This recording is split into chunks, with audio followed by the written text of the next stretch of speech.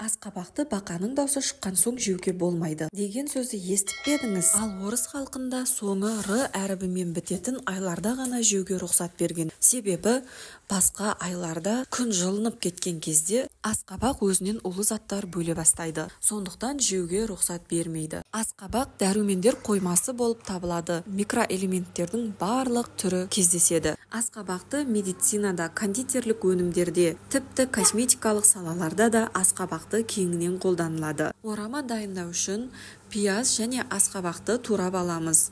Оның үстіне құйрық май аздап турап саламыз. Қамырына бір жұмыртқа қосып, қаттылау қамыр илеп аламыз. Әрі қарай видеодағыдай жалғастырамыз.